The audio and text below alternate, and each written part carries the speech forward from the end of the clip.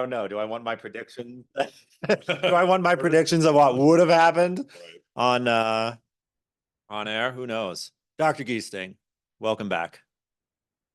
Thanks for having me. Yeah, it's wonderful to have you. We're so happy you're back in Lander. You've been having some adventures and misadventures in the mountains, I understand. Yeah, a little bit. A little bit. Where were you? Went to the Bighorn Mountains. Have a sort of irrational attachment to the Bighorn Mountains. I wrote a novel that's set in the Southern Bighorns, so I haven't published it, but and I may never. Who knows? But yeah, it's an interesting place, and it's a little bit off the beaten path. It's not as famous as obviously Yellowstone or Grand Teton, or even I think the Winds, but it's its own interesting, beautiful place. Right. And then was just up in the Winds at the Cirque of the Towers. Yeah. I've heard about ever since I, first started teaching in 2021 at WCC and really wanted to get to and have finally gotten there. So right. Ran in some inclement weather, to say the least. a little hail. What do you? I mean, it's like the Wind River Mountains are the only place in Wyoming where it rains. It feels like. I don't do that. I did not come to Wyoming. It was 100 degrees in the Bighorn Basin last weekend. Wow. It was so hot. Yeah. I didn't come to Wyoming for that. Mm-hmm. I did not come back to Wyoming for that. I did not come back to Wyoming to get drenched. But both of and those yet things both happened. Both Yeah. happened. Yeah, there's a way in which Lander, actually, I mean, so many communities in Wyoming, I'm not going to say just Lander. There's a way in which you still live within the shadow of Mother Nature in a way that I don't think is as true in other parts of the country, right? Right. Yeah. I mean, there's just that that precipitousness to our weather that I think is affected by the mountains, of course, but it just makes it so unpredictable. Oh, yeah. You can have 3 different days in the course of 24 hours, right? Oh, Bright and sunny, cloudy, rainy, hailing, and then like gray and overcast with a wind. That's like, easily. Yeah. I mean, the same thing can happen in the plains, but it doesn't surprise you. It doesn't seem to happen as quickly. You see it coming. Yeah. In Kansas, you're like, oh gosh, Edna, look at that sky in the west.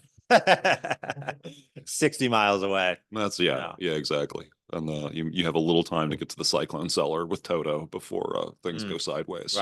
Right. Sideways very quickly, around and around in a circle. Yeah, that's right. And then up and away. Yeah, all the stuff starts happening. But yeah, in Wyoming, that can just like go right over the mountains, and in 15 minutes. That changed a little bit, didn't it? I was in Shell Canyon in the Bighorns, and there's a monument to, I believe it said, the highest altitude tornado on record in the United States. Wow. It was in Wyoming. It was in Wyoming. Yeah. Okay. Yeah. So I think it wiped out a campground and killed a few people. Oh my God. I forget whether it was in the 50s. I'd have to go back and look. But yeah, highest altitude tornado. Oh, that's fun. I thought at 10,000 feet, I only had to worry about bears. That was my hope. Right. Maybe a moose. Right. But yeah. Wow. Yeah. A twister got me in the mountains. Damn. Right. Yeah, exactly. What a way to go. So, yep. Nature, you can predict it, but not perfectly. So, what do you think of these cloud seeding projects that are going on in Asia and the Middle East? Have you followed this at all? I have not. I mean, cloud seeding has been a pastime ever since we invented airplanes. Okay. That idea keeps coming back from time to time. Do you know any of the specifics? What chemistry they're trying to seed the clouds with? I was hoping you could make could help us out. Help out the layman. Right. I mean, I don't know what they're using. Yeah. I mean, you want something that. I mean, I was just reading James Clerk Maxwell's theory of heat, where he's already in that era in the 19th century commenting on experiments about, trying to understand the dynamics of how water condenses from air. And noticed that there was a difference between when you I I think those experiments were dropping the temperature. So you have water with or air with a certain amount of water dissolved in it. Mhm. You drop the temperature. So not Wyoming. Right? Yeah, not Gray Bull, Wyoming last weekend for sure. No. Where it was 100 degrees and probably 0% humidity. Right. Not zero. It just rounds to zero. No, I'm sure it was like 15 or something. But Mhm. anyway, but in ordinary air, you'll get a cloud that will look like fog or something. But if you, what did he say they did? Have you ever been to the brewery at Coors? If you tour that brewery, they Down near show Fort you Collins? it's Golden, No, Colorado. that's a Budweiser brewery. Okay, so no, I haven't. Okay, yeah, I think it's Golden. I went with some friends, lo these many years, when my friend got married in Denver. Hmm. So we went and toured that brewery to compare it to. We had all met at college in St. Louis, so we'd been to the Budweiser brewery. Mm-hmm. Um, so we went there, and they have some process where they would send, is it the water, is it the finished beer? Something gets sent through an enormous wad of cotton to Uh-huh. purify it, Oh. right? And that allows you to avoid heat. So it could be a room temperature or cold process as opposed to a boiling or Mm. distilling or something. Um, And they just jet it through this big wad of yeah, I cotton. mean, and it was yards long, it looked Okay. like, if I'm remembering right. Oh my God. Yeah. So The world's apparently people biggest did Q-tip. something similar to, yeah, exactly. So some people are doing something similar to air to try to get all of the dust out of it, and then try Mhm. to do this experiment of, with the hypothesis that, the water nucleates on dust grains, and that does seem to be the case. Okay. So it seemed, if I'm remembering right, when you don't have these dust grains scattered through the atmosphere for the water to condense on, Hmm. then it will coalesce, like finally it will coalesce into really big drops suddenly, Okay. and quickly, Okay. and So not that's be why there can be variation. I've always been curious about that. Like sometimes you get these thunderstorms coming up in the afternoon and the raindrops feel like liquid peas, right? I mean, they're just huge raindrops. They hit you in the face and you think like you've been egged, right? right. Yeah. Right. I And mean, so that's having to do with just sort of this it's not necessarily the purity of the air that causes that, but that's okay, at least a conceivable cause. a conceivable Yeah. cause. Yeah. All right. It's also could be something where the raindrops have been circulating in a cloud up and down with you know, updrafts, Hmm. and they've had enough time to crash into each other to get in to become larger droplets. Okay. Right. So And water to a degree likes to adhere to itself, right? I mean, everything likes to adhere to itself. Nothing likes having a surface. No ah, condensed phase likes having a surface. They all have surface energy. uh-huh. So everything undergoes a process. Every condensed substance, every solid and liquid, Hmm. can undergo a process called Ostwald ripening. Say that one more time. Ostwald Ostwald ripening. ripening. Yeah. That's awesome. And so that's observed in many branches of material science. Uh-huh. I think Ostwald's classic experiment was, you basically like imagine a platter that like you put a cake on, and then like, a bell jar or a cake cover. Yep. So he scattered a bunch of very small droplets of mercury, Hmm. because people loved using mercury whenever they had the chance. Um, just Had to live on the edge. fortuitously. Yeah, I mean, yeah, exactly. No one had any idea that this really handy, heavy silver metal, liquid metal, was really that toxic. I guess everything else in their environment was already that toxic. How could you tell the difference, right? Yeah. Carcinogenic and all the rest of it. So anyway, if you do this and let it sit at room temperature, you will notice after several days, without the droplets having moved, small ones will have disappeared and large ones will have gotten bigger. And that's because the large ones have lower surface area to volume ratio. Hmm. And so the surface, I mean, so we talk about, you've probably heard of surface tension of water, Hmm. right? Everything has something analogous to that. And it basically has to do with the fact that the interior of the substance has molecules or atoms or ions that are bonding in all directions. And therefore they're sort of, I mean, to anthropomorphize it a little bit, as is commonly done, their bonding desires are satisfied. Hmm. Whereas the molecules, atoms, ions on the surface, there's space. Yeah. Not satisfactory. So there's a tendency for more molecules to come in, or in the case of mercury, it would just be individual metal atoms, to condense on these surfaces, because the surfaces of the larger droplets are losing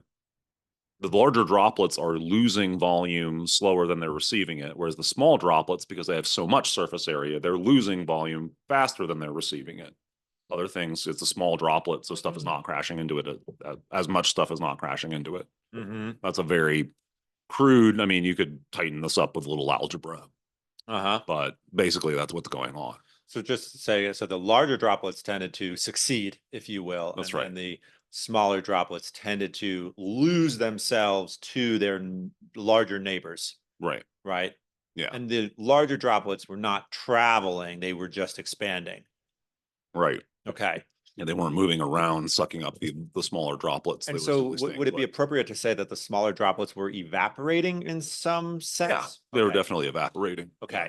But then would have almost immediately attached themselves to, again, one of these larger neighbors. So they were not airborne now. It wasn't aerosolized mercury. I mean, they were vapor. It was mercury vapor inside this bell jar. Yeah. So all of the mercury droplets would evaporate until they had reached the saturation point for mercury in air at that temperature and pressure. Okay. Which is not that high. And then those mercury atoms, moving through that atmosphere would then crash into all the surfaces, which they have no reason to, then they would just re-evaporate again. Okay. If they crash into any of the droplets, then they become part of that droplet, presumably. And so, but the process of so it's a dynamic equilibrium, like so many things are. Mm-hmm. If you have ice and water together at the freezing point, then there's a continuous exchange of material, water molecules leaving the ice going into the water, or leaving the water going into the ice, because both are stable. It's a dynamic equilibrium. Mm-hmm. Likewise, these mercury droplets would be in dynamic equilibrium with their atmosphere. So there would be, but the individual droplets would, the small droplets would evaporate, the large droplets would get bigger. Okay. So presumably if you carried this on long enough, you would be left with a single large droplet. With a single blob. Yeah. The one blob would have taken over. Eventually, one blob would have succeeded. Until Steve McQueen subdues it with a fire extinguisher or something. Right. Wow. That's interesting. Okay, so even in a glass of ice water, there's water molecules detaching from that ice cube, becoming part of the liquid mixture of water, and then the reverse happens. Yeah. Wow. Yeah. And so if you've got, a glass of ice water where its temperature is above the freezing temperature and it's in an atmosphere that's above the freezing temperature, the ice is losing, but it's still a dynamic equilibrium. They're still back and forth. It's just the process from the ice into the water is faster than the process from the water back into the ice. Mm-hmm.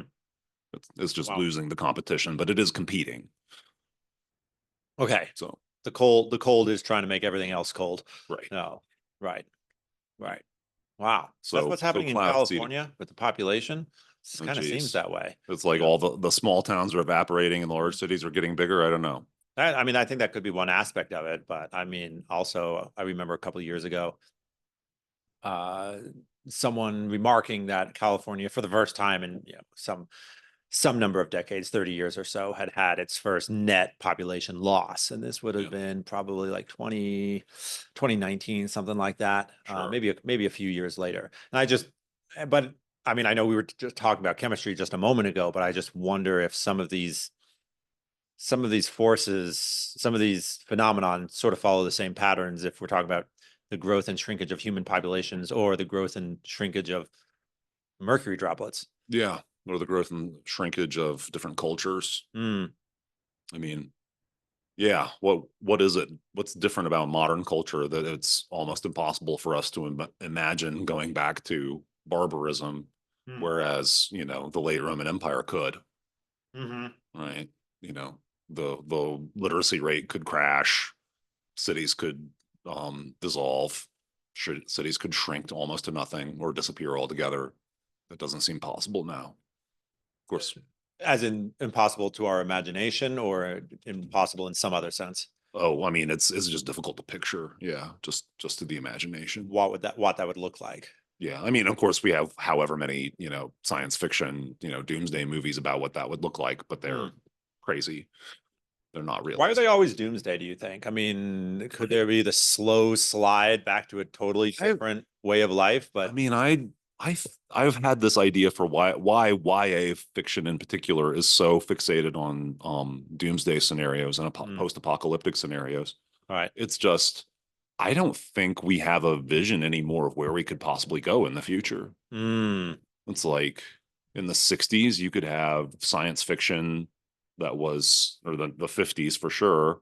You could imagine this, I hate, obviously Brave New World is not the term I really want to use here, but he was already offering words of caution, but you could picture Star Trek, which looks like, I mean, it's kind of this weird antiseptic. Yeah, they're all on the starship, so you don't see what the culture of the Federation is that's economically supporting building these starships and sending them out into space.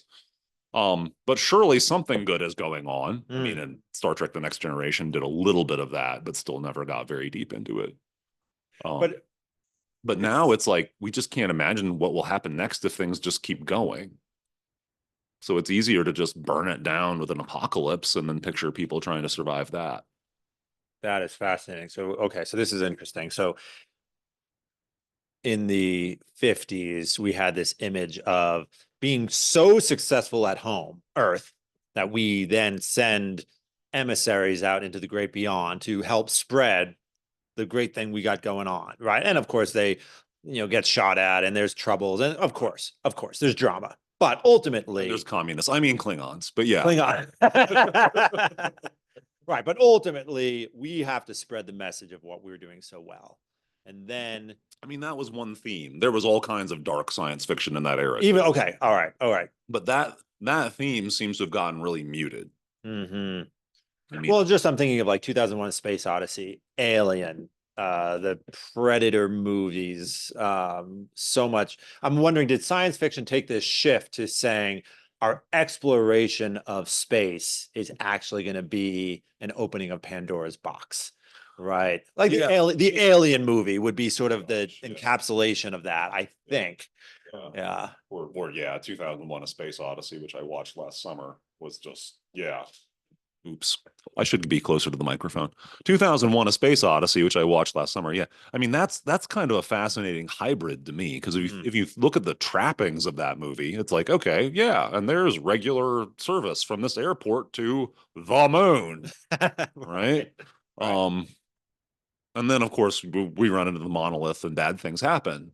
But there was still this positive side of like we're just going to keep going, and then there's going to be then we're going to have regularly scheduled interplanetary travel. Hmm. It'll be no big thing. Right. And where Right. will that go? Well, eventually the universe is going to be a nasty enough place that we'll find something that we didn't want. And then it's a question of, is it going to be the Star Trek solution of but we'll overcome it? Mm. Or is it going to be this 2001: The Space Odyssey of no, actually it will be these powerful demonic forces that even our technology can't overcome. But it seems like one of those voices has gotten a lot louder and the other Mm. one can barely be heard anymore. Mm. Yeah, like are you familiar with Ready Player One, the movie by I Steven I Spielberg? read the book. Okay. I read the book. Yeah, and that's a weird dystopian. I mean, yeah, that's a It's like turning in on ourselves even more. It's yeah. like the idea of like we can't go out anymore, so we'll just make our own virtual reality and live in that. Right. Yeah, we'll do the absolute minimum and live in this. I mean, in the book, as I recall, it's like, the shells of old RVs stacked on top of each other. Yeah, Mm. And, you do whatever the minimum is to, for your physical environment for you to survive so that your brain can live in this, alternate reality. Mm. yeah, Oh, no. Yeah, it's pretty dark. it is. It seems like there's always so much to learn. It seems like it's hard to believe people just want to stop learning. Right. Yeah. Yeah. Mm. I just think about like all the new discoveries that they keep, we keep finding things that we didn't know existed, and then it's like, oh, that's a real thing, and then that kind of opens a new door for possibilities. Or at least even if there's like no new possibilities, it seems like people would want to at least try to perfect what we have. Yeah. Well, I mean, and then there still really is the what did Aquinas call it? The unrestricted desire to know. No, it's not Aquinas.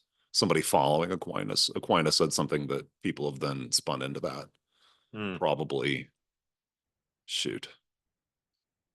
Insight. Lonergan. It's probably Bernard Lonergan. I think he used that term. But yeah. Yeah, I mean, there are people who discount that I mean, and admittedly, you know, you can look at humanity and say, I don't think everybody has that. True. I don't think everybody has an unrestricted desire to know, but there are those of us who do. Perhaps it can even be woken up in anybody, but not everybody goes around with it awake. Yeah, so it was Tom Zimmer was on the cast about what, 6 weeks ago, and he was saying that he had read some study that suggested 50% of people, I'm going to say in the United States, I mean, I think they were trying to limit their claim to that, do not have an inner dialogue, right? Like they don't have a conversation Sure. with themselves slash with their personhood in the face of life. And Sure. and to me, that seems related, right? Like if you, Yeah. That reminds me of a story of someone I heard I've met in graduate school. Mm. She said she had been dating a guy and she lived a somewhat alternative lifestyle that may or may not have involved stripping at one point. But she had been dating a guy who was kind of, I mean, I think exteriorly must have been sort of a hippie type, marijuana using, fellow. And she, said something to him, being someone who definitely has an inner dialogue of her own. right. Said something to him about, but don't you think about things like that? Or I forget exactly how she put it. But and she said he just looked at her and said, I don't think. Took a long drag on that. That's right. I don't think. Yeah. Yeah. How did that go down? Just like that. She was married to somebody else. Oh, Yeah. So at the time that you heard at the time I had this conversation, she had ended that relationship a very long time ago and married someone else. Yes. Yeah, I think he was in computer science. right. So yeah. Right. Yeah.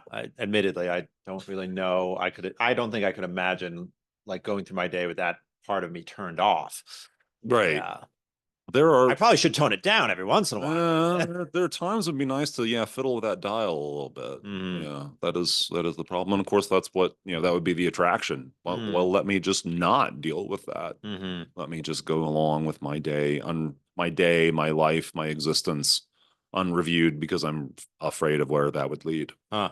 Right. Right. Well, sometimes we find where it does lead and we want to go back, like, I don't know. Like, oh crap, I think this might be totally futile. Yeah, occasionally. There are occasions when I can see but it's usually though I want to just keep moving. I want to move forward.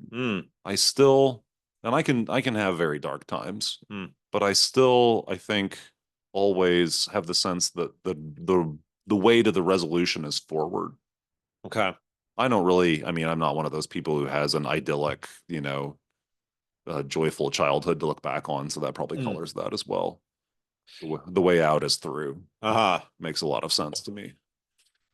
You said one time to me that one of the toughest parts of growing up small town in Indiana was, I mean, you're several steps ahead of most of your peers, to say the least, in mathematics and science. And you didn't really have a peer group around you that could relate to the things that were fascinating you at that young age. Right. Yeah. I mean, that's something that, I wonder in my own life what I can do to help because I know, I mean, how many kids there must be in that situation. But yeah, that was definitely a thing. I was just had a conversation with my favorite elementary school teacher before I came back to Wyoming for this little vacation. Yeah, and we talked about that among other things. But it was The loneliness of intelligence or something like Yeah, that. just being different in some way. I Oh, mean, yeah. you could, I can't imagine that Rushville Consolidated High School in Indiana. I mean, if you had just a really, really strong artistic bent, Aha. you know, you could pick a bunch of things and just, you know, not fit in, Mm-hmm. right? Interest wise. Mm-hmm. And feel that tension to try to conform, but also, you know, having that inner dialogue Right. with the voices in that dialogue, or you know, multi-way conversation that just won't give up Mm-hmm. on wanting something different Mm-hmm. and what. Yeah. Yeah. I mean, I do remember one time visiting a sibling in at the college they were at Mhm. and being introduced to some people that she knew. And I don't think they were particularly close friends of hers because Mhm. but I mean, I just was there for like 20 minutes listening to their conversation. And I just remember thinking to myself, why the hell are we talking about these topics that we've chosen to have occupy? I mean, it was all just like speculation about gossip about people they didn't actually care about. I'm like, how is this entertaining anybody, you know? Right. Right. Yeah. Right. Let's not even get into the you know, the analysis of where this fits in with what, the eighth commandment. Sure, sure. No, yeah, even apart from any ethical consideration, I just remember that feeling of I don't even want to talk to these people. Right. But you know, it was okay. They didn't want to talk to me either. And the world goes on as it has for Yeah, thousands yeah, of years. Yeah. yeah. What do you think that might look like? I mean, are you thinking of like some sort of not a counseling service, but just some sort of online form where you could just I mean, it's one of those things. I can't be the first one who's had this idea. So it's like the Mm, very first thing I would like to do is find find more people in that tribe. So as hmm they say, yeah. find who's already doing that, where they're doing it, what context. It's always easier to start with something, right? hmm I mean, it's like growing a water droplet. It's mm, easier to start with something. I mean, that's that same principle applies that once you have a critical mass, once you have a certain size droplet or a certain size group of people with a dynamic going, it's mm, easier for that dynamic to sustain itself yep. as opposed to, you know, two people come together not knowing what they're doing. And probably the most likely outcome is for those two people to just go flying off in their separate directions again. And decide, oh, we talked about it, but we couldn't figure out any way to do this. Yeah. Yeah. Are you familiar with a book called The Network State The network state. No. by Balaji Srivansan? Um, so he was the IT director for Coinbase for a little while. Okay. Um, he was he also I think he worked a little bit in the Trump administration for certain things. Okay. Oh, he was considered to be the FDA director for during Okay. Trump's administration. He's a Okay. really interesting guy. Right. But he wrote this book on how he thinks that the world of ideas is going to start influencing the world of reality, like physical reality, where people start essentially like um brainstorming what kind of society they want to live into, Mhm. find each other online, and then go make it happen in the real world. Mhm. And so he said it's a pretty interesting idea. He said there's a few little places that have kind of done it where they like crowdfund Mhm. and then they start their own little society. But he said it's interesting because he said it's essentially allowing people to talk about the things that they find most important in their lives Mhm. and finding a group of people that they can do that with, Mhm. and then just finding a space where they can do it all together instead of like the old way of like hoping you find someone through the natural forms of communication. Mhm. It was an interesting idea. He had a lot of implications of what it could do. A lot Sure. of things like it might start to dissipate a lot of like he thought like irrational nationality ideas. Like you just hold to a certain nationality idea because this is what we brought up Mhm. to, but didn't really make much sense. It's kind of like a democratic or like democracy in America type of idea of like Mhm. everyone starts at the same level and then they build with their interests, what they think is important. Mhm. And he thought there was untapped way to network people along lines of their interest. Am I following you Yeah. correctly? Yeah, he's almost saying like Reddit and Discord chats are what's gonna make new nations. Whoa. Is his Goodness. theory. That's a terrifying thought, given Yes. some sudden Reddit chats that I've read. Yeah, Yeah. I know. It'd be like tribes without borders, right? Yeah, Yeah. yeah, That's Yeah. interesting. Yeah. I mean, when you try to translate this into the real world, I mean, again, the first thing I would expect, and I don't know if he talked about that at all. It does sound like a fascinating book and a fascinating set of ideas. Mhm. But the first thing I would expect is there's going to be a sky high failure rate yeah, for these things, and there will be, as it were, a sort of natural selection. yeah, Ones that turn out to be good ideas will propagate themselves and continue for some length of time. because usually like when someone comes up with that idea, like, oh, we could all just live together. Like we've seen this recently with like the riot camps, where they'll just hang out together, and then like, wait, we don't have any food or infrastructure or way to get anywhere, Right. and then start realizing, oh, there's a lot we forgot about. Yeah. Yeah. So, Like sewage.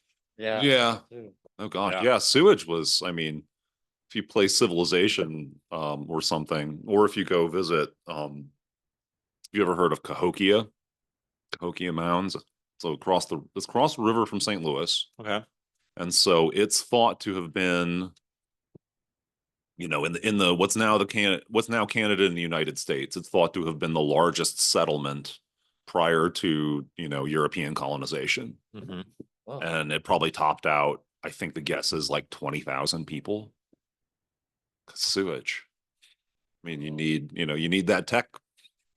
Right. We don't think of it as tech, Yeah, but it is. it is. It is tech. It Yeah. is. It sure is. It was one of the arguments for the automobile in the early 1900s, right? I mean, people were saying, oh, finally, cities like New York, Chicago, St. Louis will be freed of these mountains of horse manure Right. plague our Yeah. streets. Yeah, Right. absolutely. I mean, this was an argument. Yeah, people Yeah. thought that. It's a legitimate argument. Yeah. Right, right. Yeah. Yeah, these gas-powered vehicles are the clean future. That's right. That I mean, It's clean energy, baby. well, cleaner than what went before. Yeah. that was one of the privileges in Rome, was for certain higher ranking officers, was they could ride their horses in the streets. Hmm. That was one of their privileges. Right. So you didn't have to walk through the muck. Or they were the only ones that could leave muck. Oh, okay. Yeah. Yeah, yeah. Well, and they could, I mean, that would have served a double purpose because, of course, there's also you cannot roam around inside the city, executing people like you can in the military camp because, a different set of rules apply around your fellow citizens. Hmm. But Well, I wonder why certain noblemen in Rome were carried around on human-born litters, right? That's probably related. mhm. Right. Like, it's not- you can discipline a litter bearer to go to little- the bathroom in the appropriate spot easier Right. than a horse. Yeah. Yeah. That is I have wondered about this for years. Really? Yeah. I was like, they knew they had horses, right? They had Mhm. carriages, like, Mhm. right, for transporting goods up and down these roads they had built. Like, why did they have to have litter bearers to like get around the city? Right. Yeah, that's probably why. It's a big part of it. Yeah. Yeah, we'll have to have an expert on Roman history confirm this little theory I've cooked up. Right. Yeah, Right. it was interesting. I was talking with James Schumacher, and we were talking about the fall of the Roman Empire, and just kind of going back to why, do these things happen in this single day of apocalypse, right? Which is certainly what we imagine today. Mhm. But he was saying the fall of the Roman Empire, you can kind of put a date on it, but at the same time, it really was a gradual process. Yeah. Romulus very Augustus gradual. resigned to some of his generals in 476 AD or something Yeah. like that. And so that's sort of the date that's put on it. But things stumble along looking much as they did Yeah. years before. Right. A right. long time. Yeah. I mean, I've heard that Justinian was really, Justinian's wars trying to reconquer as much of the Western Empire as he could were the really destructive force. Mm-hmm. More so. And of course there was plague. That Mm. didn't help anything. Mm. But yeah, I mean that line in the sand of 476 BC, I mean or AD, I mean it is a political watershed, and I can only imagine. I mean, we have such poor records of the time. Hmm. I'm sure people noted its passing, but Right, for Romulus Augustus. bro, He was like, that was the day the empire fell. that's right. That's Then right. they put me in house arrest for the rest of my life. That's right. Yeah. Gosh, yeah, there's a strange parallel between him and the last emperor of China, Hmm. who actually he had such a strange history. He wound up the Japan because that was the Qing dynasty was the dynasty from Manchuria, right? So the last millennium, less than a millennium of of the Chinese Empire, there was, native dynasties. They were conquered by the Mongols. So there was like, I think they call that the Yuan dynasty. And then the Ming come in and evict the Mongols, and they're a native Chinese. I forget what part of China. Maybe they're from around Beijing. Maybe they're not. Um, so the Ming come in, and then the Ming are conquered by the Manchus, who take and their dynasty is called the Qing dynasty, and that was the one that was in power at the beginning of the 20th century.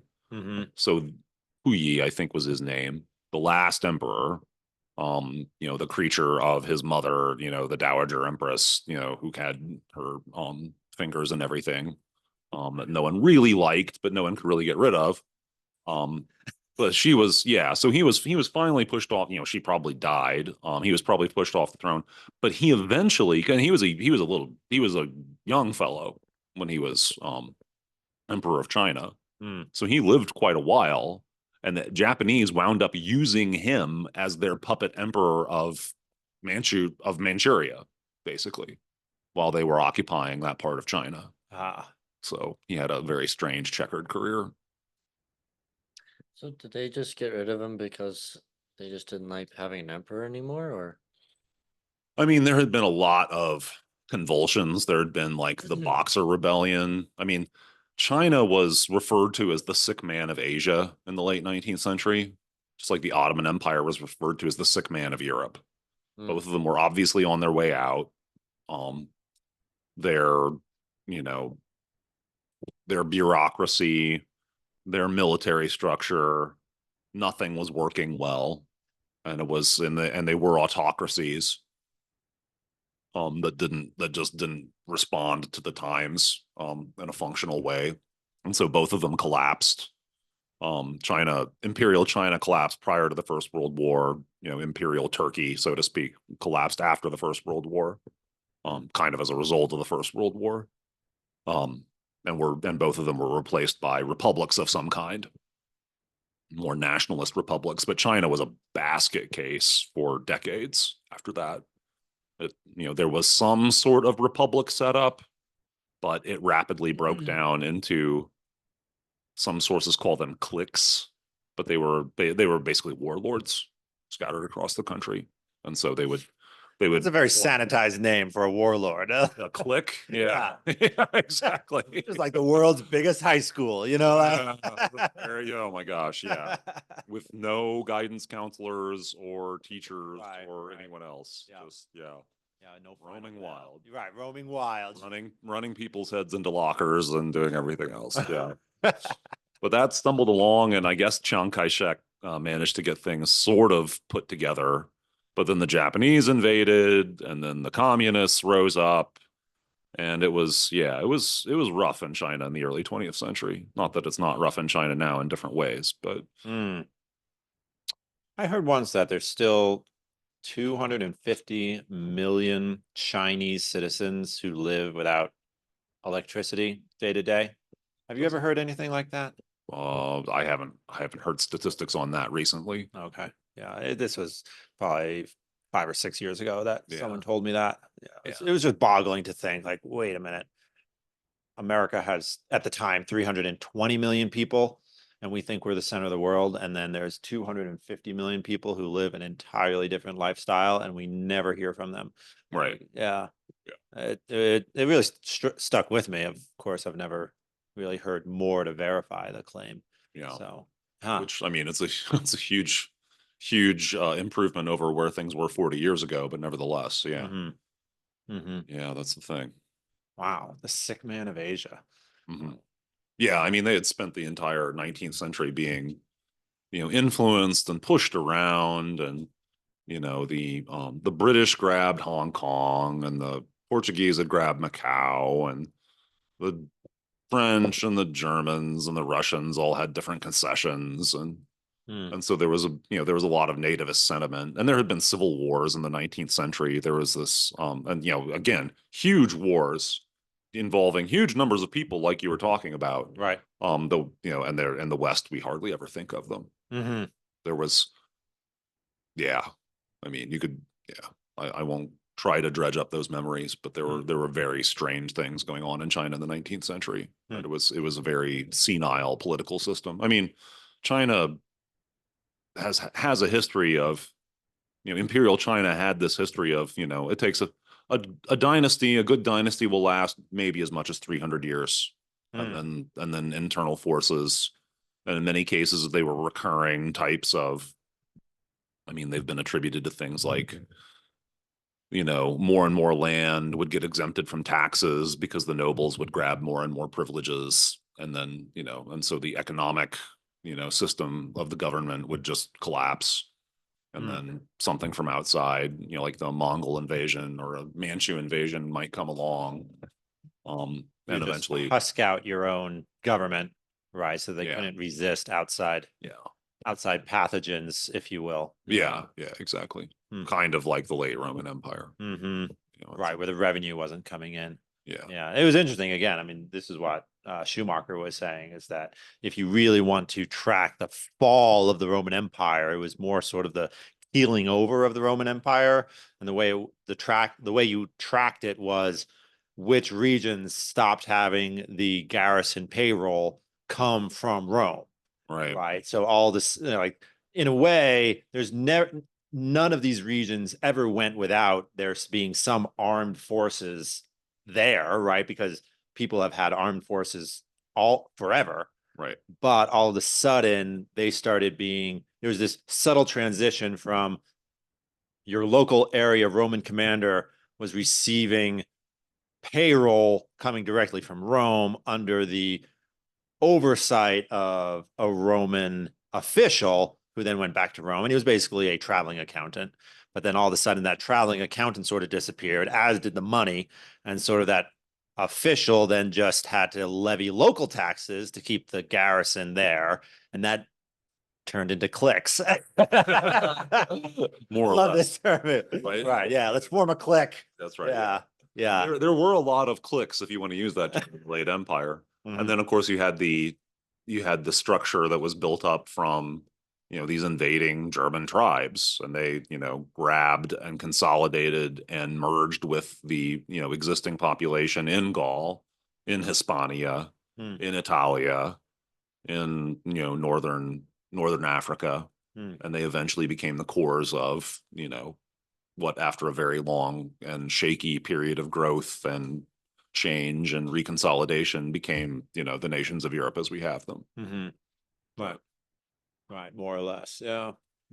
Which is interesting how those have had, I mean, of course, they have dynasties that come and go for certain, but in a way, I don't know, China has had so much upheaval.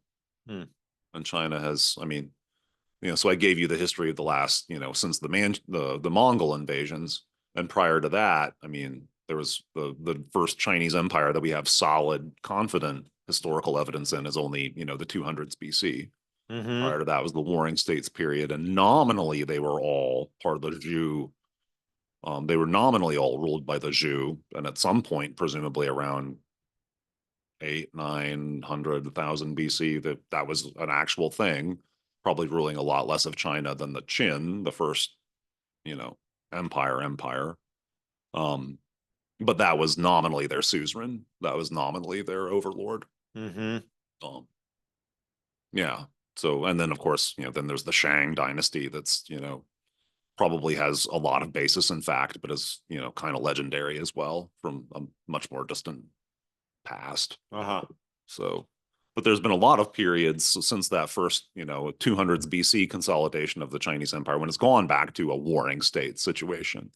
Multiple different, I mean, and for a while, was it the Sung dynasty? I think that there was a southern China that was resisting the Mongols, and that kind of existed for a while, in that uneasy equilibrium of northern China is ruled by the Mongols and southern China is ruled by natives. Mm-hmm. Yeah, I mean, and I'm trying to think of, European politics. I don't know. I can't off the top of my head think of a comp where, other than something fairly small. I mean, I hate to say all of Ireland is small scale, but comparatively, England ruling Ireland for centuries and centuries against its will, was a small scale version of this. Mm-hmm. Um, The Mongols ruling, would that have produced the Kublai Khan? yeah, Okay. yeah, That would have yeah. been a Genghis Mongol. Khan would have been the one, the initial, powerful warlord. Mm. Kublai Khan was the very sort of sinicized Chinese, he had appreciated the fact that this China was a nice place with a lot of, civilized comforts. Mm-hmm. And I think that's Right. the one that Marco Polo met, Okay. or at least, yeah, I think he met him. I think so. Yeah. That's what we were hearing about Franciscans who were in Beijing organizing choirs in the Oh yeah. just the 13th century. Does that sound right? So even before Marco Polo Yeah, got before there, Marco they got were, there. Yeah. these Franciscans were sending invitations to Kublai Khan to come hear Gregorian chant. Right. Yeah, like what are you talking about? Right. Yeah. Right. Yeah. Yeah. There has been a long history of Chinese, or I'm sorry, Christian, you know, feelers, sent into China, and they have a little success, but they've never succeeded in, converting the whole country. I mean, Buddhism came a lot closer to that at some point, but even that, that was a phase. That was not that's part of their spiritual makeup, but it's not, The cliques had a phase, you know. Like, yeah, it was a phase. Yeah, I went through my Buddhist phase. I mean, it fits, doesn't it? I mean, when you say it like that. Wow, that would be a fun way to teach history, like history taught as like things happening inside the walls of a high school.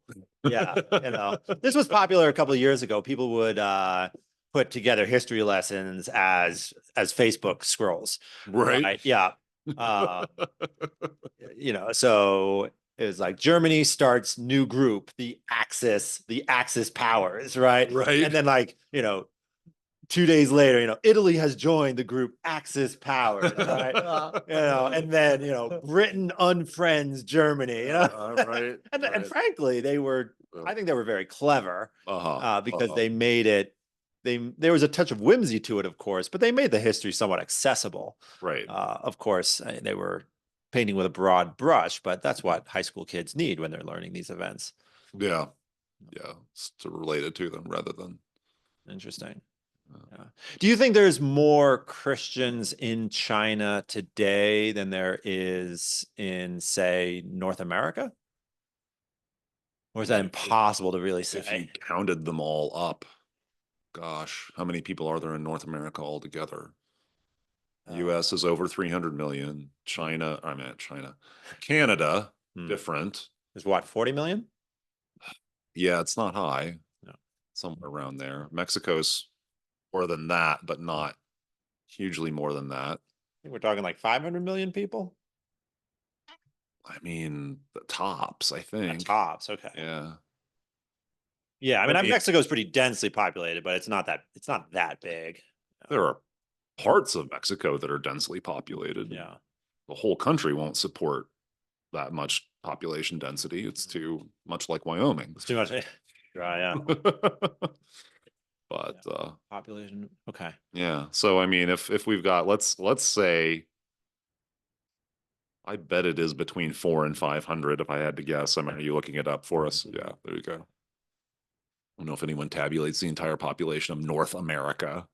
But yeah, I mean, so that's. And then if you ask the all important question of are they practicing? Yeah.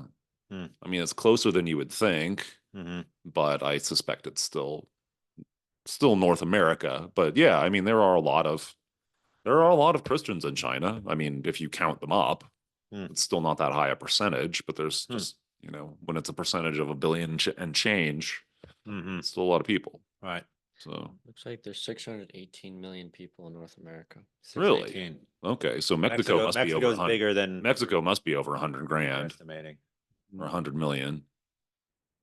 So you think 200 million people in Mexico?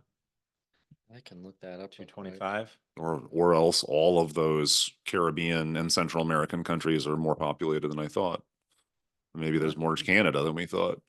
Right. That's not possible. Up in the northern drifts. Yeah. Yeah.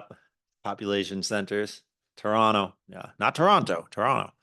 Oh, interesting. Huh. But anyway, so yeah, I mean, I think there are still definitely more Christians in North America than China, but That might be the case. Huh.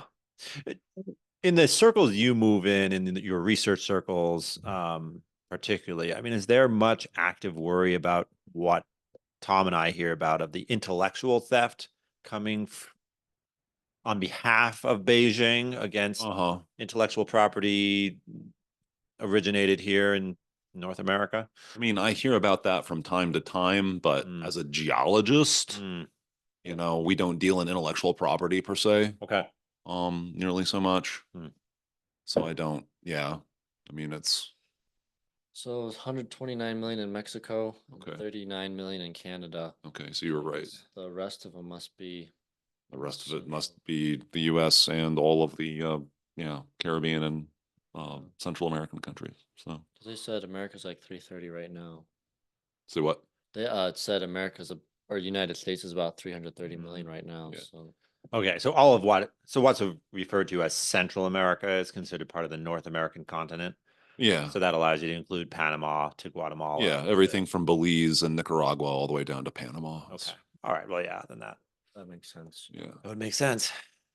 They're all coming here, baby. You know? Oh, Not all of them, but a lot of them. Yeah. It's kind of destabilizing. Yeah. Have you been following the story of El Salvador very much? No. I was just listening to Bukele's interview with Carlson from probably, I want to say, a month ago.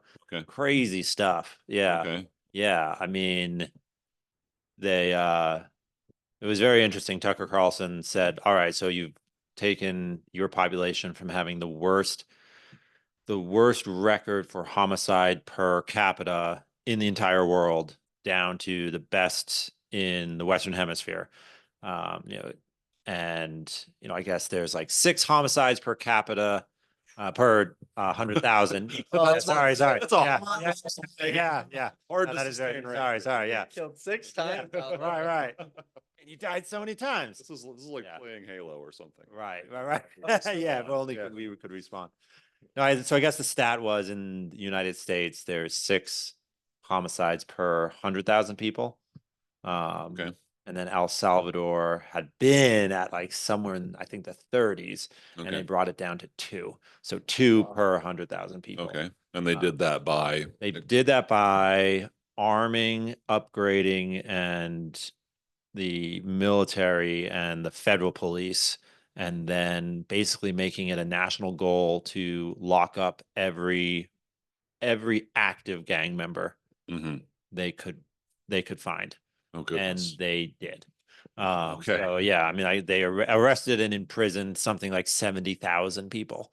In a country of what, 3 million? Yeah, I was think gonna 3 say a million, few they said. Okay. Yeah.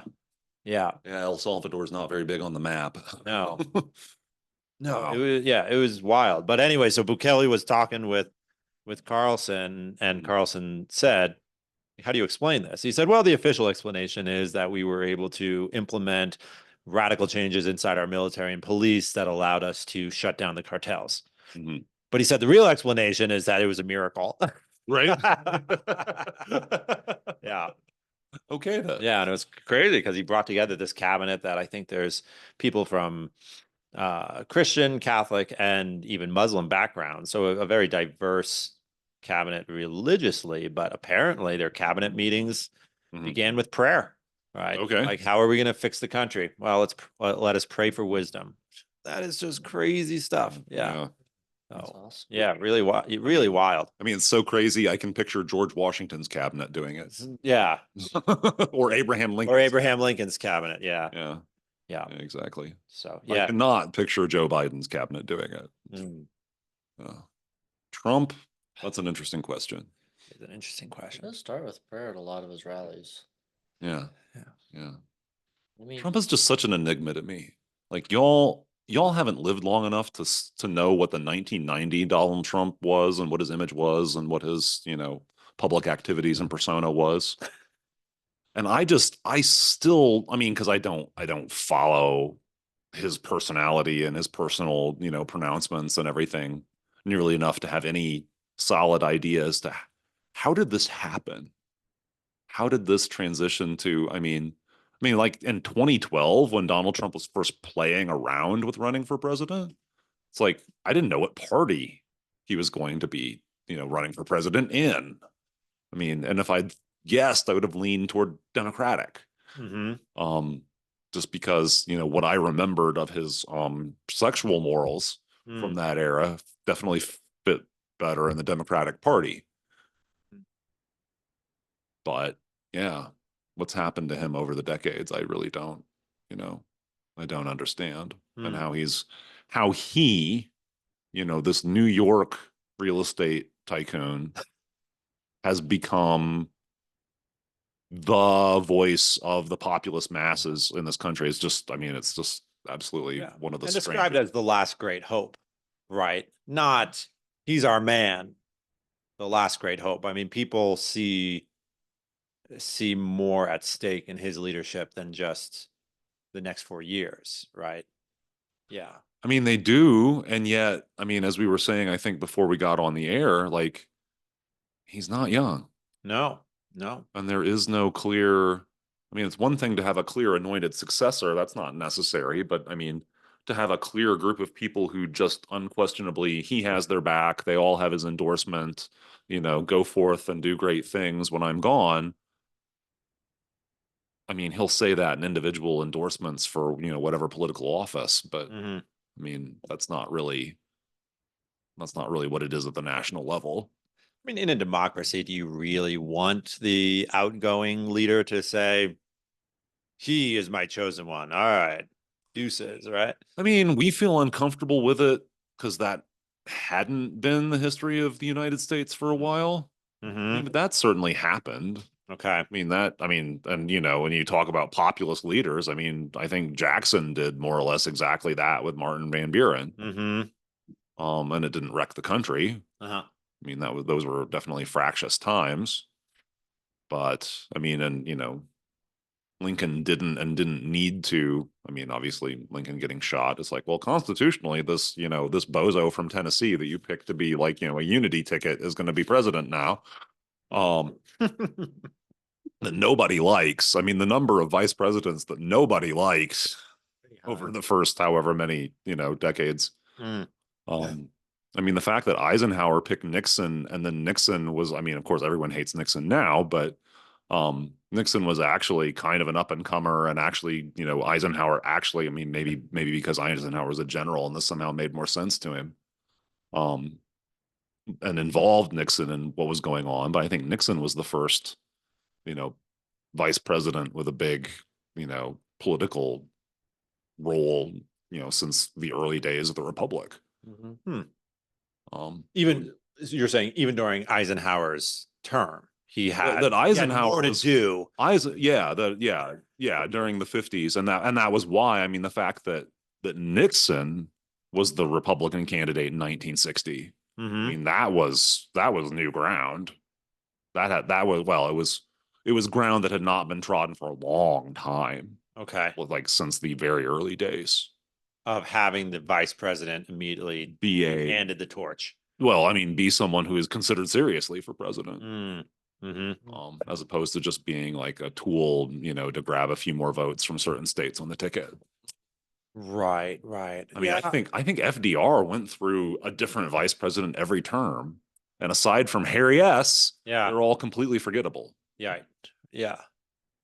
What role did they play? I mean, I think Harry S. Truman was the new vice president for 1944 for the 1944 ticket. I don't think he was vice president before that. We could go double check that. Mm-hmm. But yeah, I mean, it was just different. I mean, and I don't, Although, of course, vice presidents did blunder into becoming president. You know, Every now no and one wanted Tyler to be president. Mm-hmm. No one wanted Andrew Johnson to be president. Mm-hmm. No one really wanted was Zachary Taylor was followed by was it Fillmore? Now that might be kind of an exception because Fillmore actually went on to do, you know, be something of a force in politics in the 1850s. But yeah, I mean that was the exception rather than the rule. Mm-hmm. I mean, we just, you know, and then after that, it's like, I mean, Nixon had Spiro Agnew, who I think was pretty forgettable, but I mean, Ronald Reagan had George H.W., who became president, and then, you know, and then Gore, you know, came within the Florida legislature of becoming president. Isn't that interesting? That is Yeah. crazy to think about. Like how would the first decade of the 2000s have gone down if Gore had been president? I don't think we would have invaded Iraq. Yeah, that's a good question. Yeah, what would we I think we would have invaded Afghanistan. No, I don't think any president could have held back the rage. I mean, that's at that point, that's kind of like, yeah, I think for the good of everyone, somebody needs to do something. And I mean, I don't know how do you square that with, you know, just war theory. I mean, at that point, it's more like, that's more like going and grabbing a common criminal off the street at a national level. I mean, at that point, Afghanistan is just a notorious criminal, you know, fostering and fomenting. Right. Is this war? Is this, or are we just going to the lair? Right. Where a bunch of his, right, where some of his cronies are going to shoot back. Like, yeah. But Iraq, yeah. I mean, that's the thing. I mean, are there tons of things that I had no confidence in Gore handling well? Tons of things I would not have expected Gore to handle well. But I mean, what W did, you know, I guess it looked kind of plausible at the time, but in retrospect, it looks really bad. It looks like we've spent a lot of money and a lot of prestige, not accomplishing much in the Middle East. I mean, I don't know. I guess Iraq is stumbling along in some way or another, but it's troubling. Yeah.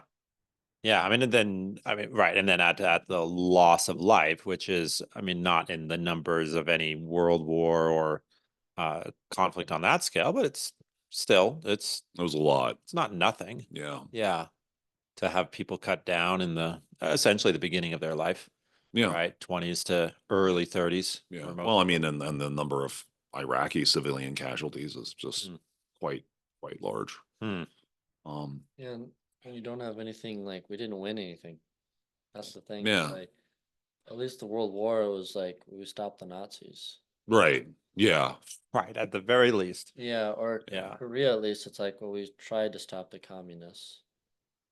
Or I mean, Korea was a success in terms of there was still South Korea at the end of it. Right, I mean, that was really all the original goal. Yeah. There was a point when we drove to the Yalu River and you could picture, oh, a united democratic Korea, sort of.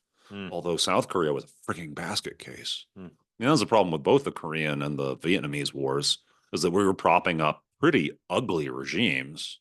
I mean, and the South Vietnamese regime was not anybody you wanted to, you know, take home to mother, but they weren't communists. Okay. And the South Korean regime, what was his name? Syngman Rhee or something, not a great, you know, doesn't go down in the annals of great human beings. I mean, it's kind of, South Korea is kind of a miracle. What it managed to do, you know, starting from what it was in the 50s.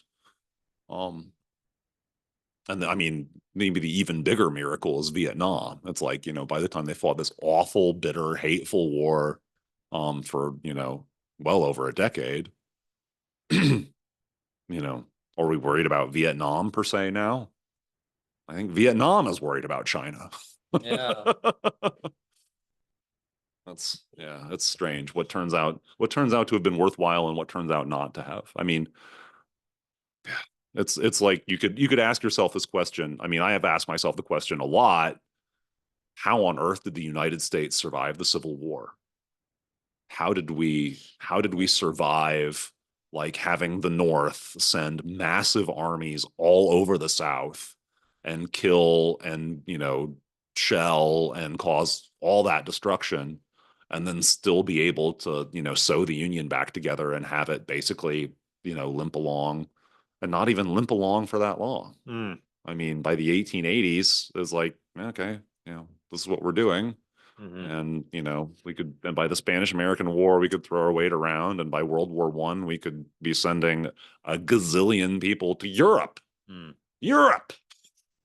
We're going back. Yeah. Right. Right. Yet we have returned. Yeah. What was the year of the Spanish Civil War? Was that 1899? The Spanish American War. Spanish American War. 1898. 1898. Yeah. Okay. Because that's, I think, when we were talking with Pavlos, he was saying like that's the date Oh, yeah. he would put down as that's when America starts looking a little imperial. Right. Oh, yeah, We're going to unquestionably. throw away. We're going to throw our weight around the globe. Yeah. Yeah. Yeah, exactly. Yeah. Yeah. And Yeah, we had gotten to the point where that seemed what we should do, and we didn't see. I mean, and yeah, we don't think enough about. We don't revisit the debates of the 19th century enough when people were really thinking at a very, engaged way about what should this country be and how should it comport itself among the, family of nations. Mm-hmm. I mean, and there were all sorts of things that were thrown around, and in the antebellum United States, I mean, what Abraham Lincoln and his friends would have called the slave power, capital S, capital P. There were people who wanted, like, this Missouri Compromise thing is kind of a drag, but if we have to live with it, we should probably grab more of Mexico. Mm. We should probably go conquer Cuba, like in the 1850s. We should probably go grab some of the Central American and Caribbean stuff, throw up some more plantations. Right. Yeah. If we can, right, if we have to have slaves below this line, If it has to be said, hey, there's a heck of a lot of South if you actually look at it, kids. So that was, I mean, how seriously that was, thought about? I don't know. I mean, there were some people who were pretty adamant about it, Mm-hmm. but yeah. Yeah, and then there were people who were very fastidious about, no, this country is founded on very different principles, and we will not be an imperial colonial power like the Europeans. Mm-hmm. Yeah, I wonder if there was some version of the argument that you're either growing or you're dying, right? Like we gotta expand. Well, yeah, I mean, there was Manifest Destiny in the 1820s, right? Mm. I mean, and that was a different, obviously, other than these, pesky few, tens of thousands, few 100,000 Native Americans, it was kind of empty. Mm. Smallpox did a lot of that, but yeah, I mean, so that was a different mindset and a different intention. Like, hey, there's a continent all the way west of here. We should settle all of it. We should not conquer all of it, even though that was part of it. But fighting 30,000 Comanches or something. It's a book that, I mean, again, my list of books I would like to read is awfully long, but what is it called? Warriors of the Summer Moon or something? Killers of the Flower Moon. I think that's different. There's something that's a history of the Comanche, or at least the Comanche in the 19th century. Yeah. And I believe it says something along the lines of, I mean, they were feared, they were very respected. There were 30,000 of them. They were not going to win, right? They were fierce, they were skillful, they were feared, and there were very few of them. Yeah. I mean, and that would be this case, and that's the Arapaho, that's the Crow, that's, everybody. And of course, they all, had lived with and developed all of these healthy animosities toward each other for so long. They never banded together. So that was the only way they could have done anything, was to band together and stay banded together, and that could never happen. Yeah. So that made the picture, one that you could at least talk to yourself as, we are settling the American West. We are not conquering the American West. Right. In the same way that we would have had to if we wanted, more of Mexico than the, northern empty I mean, Texas had been settled by tons of Americans and was kind of like, well, we kind of just absorbed that. Yeah. Mexico let it happen and then regretted it later. Yeah. But I mean, how many people were there even in California, which was probably the next most densely populated part? And, already by that point, some number of them were, American settlers. Mm-hmm. And then who was in what we now call Arizona or New Mexico or Utah? Nobody. Nobody. It was Yeah. nobody. So that was the Mexican War. I mean, if you look at the military history of the Mexican War, I mean, what did we do? We captured freaking Mexico City. Yeah. We went all the way to the capital, invested basically the entire country. I mean, the end of wars like that is often you annex the entire country, which we did not do. We picked and chose, here's this northern tier of stuff that's contiguous, with what we already have and that we want to have. We don't want to govern all these Mexicans. Yeah. Which is probably a wise choice because of the huge, disparity in cultures. But I mean, it was an interestingly reserved choice. The choice Hitler would have made. Very true. Yeah. Probably not the choice Stalin would have made. Stalin I would have given Stalin better odds of making it stick if he'd tried to do it. But yeah, that was not what the United States wanted to do. I mean, and we followed through on the Mexican War with, one of the two major parties, the Whig Party, really dragging its feet. Yeah, it's weird to look back on that era. It has some parallels with Vietnam in terms of, a war that a lot of the country is reluctant for us to be in. I mean, Abraham Lincoln was infamous.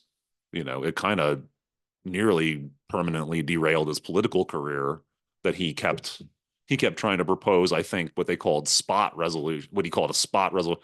What spot, because a lot of the casus belli, the like, well, this is the reason why Mexico deserves for us to go to war against them, had to do with what spot some incident happened on, whether it was on, Texas soil as we had annexed it, or whether it was on, what everybody agreed was Mexican soil. And yeah, I mean, so even though he got kind of vilified for it, I mean, because people do rally around the troops, right? Once we'd actually gone out there and we're like, okay, we're doing this thing and we're sending our boys to go, do this thing, they are our veterans and we're going to respect them. But yeah, but there was a lot of reluctance on the part of the Whig Party to follow through with it. To follow through with actually with the pushing Mexican the War campaign to the capital. Like, we're going to go. And yeah, and I think, continuing with each further stage. Yeah, because I mean that did seem off. It looks awfully extreme. Like, good heavens, all right? I mean, why do we land at Veracruz and march to Mexico City in order to get, San Diego and Brownsville? I mean, to secure our claim to Brownsville. That seems a little extreme. I mean, it's in for a penny, in for a pound, right? I mean, if you do that, then you're in a position to dictate terms. That's true. Yeah. True, Right. yeah. Right. If you take over the capital, then you can name terms that you find amenable. Yeah. Yeah. It's like what if World War I's end game had played out differently? What if in World War One the Allies had decided to drive to Berlin and just absolutely, dictate terms, as opposed to, having the it's not the Congress of Vienna. The Treaty of Vienna, or no, it's gosh, this is so stupid. I know what these conferences were called, and I know what the final treaty was called that ended World War One, but that's okay. Anyway, I mean, instead of leaving Germany as an intact state and dictating terms to it and punishing it, but nevertheless leaving it as an intact saying state. You're still Germany, but you're still Germany, and of course there is an ongoing revolution, and there is a republic has been set up, and the Kaiser has reluctantly abdicated and wandered off to Holland and whatnot. all this is going on. We're negotiating with your provisional government, but nevertheless, but you're still Germany. Yeah, as opposed to World War II, where it was like, okay, we're burning this to the ground and starting over. So Yeah, I guess round two, they're like, not again. yeah, yeah. Well, I mean, and that left in the case of Germany, I mean, Hitler could tell this story about, well, our armies were still intact and, the politicians just stabbed us in the back. Mm. I mean, that was a huge part of his mythos, for the justifying, what the Nazi party was advocating and, choosing to do was that, we're basically we could have won. we could have won, or at the very least, we could have, Negotiated we could have better. negotiated, basically something comparable to a status quo ante, right? Instead of making all these concessions and paying all these reparations and all this other stuff. I mean, they'd beaten Russia partly by fomenting a revolution in Russia, but they won on the Eastern Front. They won the Eastern Front. And the idea that, and I mean, it was at least plausible in the 20s and 30s. Because I mean, this was, we've sent a lot of doughboys over there, but it was just for 1918. And, that was not long enough for people to really realize that no, the United States is actually a, totally up to date, very populous, very capable military power. People still thought of them as this country cousin. Well, Those guys that were across the sea. yeah, these America boys, yeah. these hicks, over in North America. I mean, it is hard for us to sort of dial our mindset back to pre-1939. What the world was like then. I mean, because the world has completely changed. The Second World War finished what the First World War started, which was the destruction of Europe as the center of civilization. I mean, it really accomplished that. The most important powers in the world would no longer be these small, geographically small individual European countries with far-flung empires. They would now be countries that are individually populous. And we're still transitioning into that world. I mean, China is still growing into its size. India is definitely still growing into its size.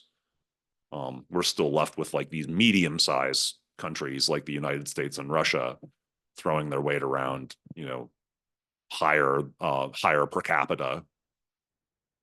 I don't know how long that'll last. Technology embedded power. You're saying in a certain way, places like America and Russia are still in a way fighting by the European model, which is we're not as big as you, but our technology is overwhelmingly better. Yeah, our technology and our political and therefore military organization are superior, so more disciplined. It's a more elaborate version of British soldiers being able to fight masses of Zulu soldiers because they have spears. Yeah. We have guns. We have repeating carbines.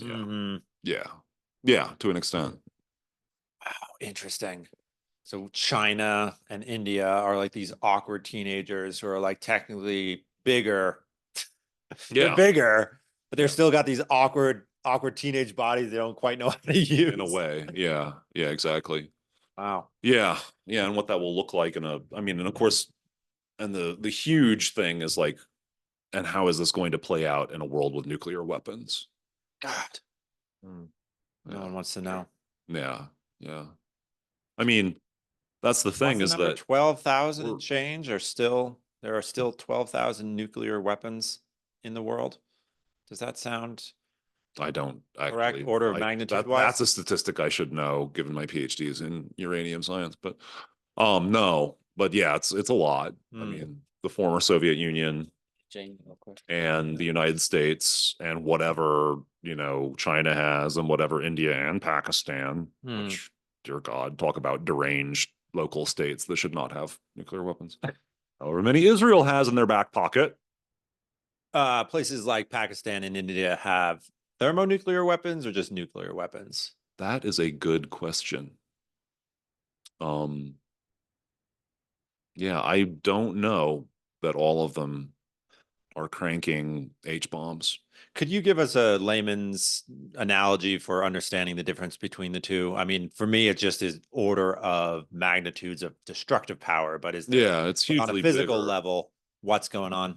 I mean, I can tell you the chemistry of what's going on is that you need, I think a typical thermonuclear weapon, it actually starts with a conventional nuclear weapon, because that's the only thing that can compress hydrogen to the point where it will fuse. Hmm. That's, in a rapid catastrophic fashion. Hmm. So you start, I think they're standardly fission, fusion, and then there's an additional fission stage because when you've got all this fusion going on and it's deuterium tritium fission. So deuterium, okay, hydrogen has 3 isotopes. Hmm. I mean, conceivably it could have more, but dang, by the time you're hanging more protons or hanging more neutrons off of it than tritium, then you've got something obscenely unstable. Okay, so standard hydrogen is just a proton with an electron orbiting it. Okay, and that's the vast majority of hydrogen. Um, then there's a little bit that's a proton with a neutron stuck to it. So chemically, it's almost the same. In your high school chemistry textbooks, you learn the lie that it's exactly the same. It's not exactly the same. Okay. But it's similar. And it's the difference is biggest for hydrogen. The standard line in a high school chemistry textbook is that isotopes behave the same chemically. Right. There are differences. They're somewhat subtle. Okay. So when you evaporate water from the ocean, Hmm. the water vapor has more O16 than it has O18 in it. Hmm. It also has more protonium, basic hydrogen, than it has deuterium. The liquid is going to be enriched in the heavy isotopes Hmm. for somewhat, intuitive chemical reasons, right? So that sort of thing that will differentiate them. But anyway, so at the chemical level, they behave close to identically, not identically. Okay. At the nuclear level, they're of course very, very different. Like there's another whole nucleon here. Yeah. It's going to be different.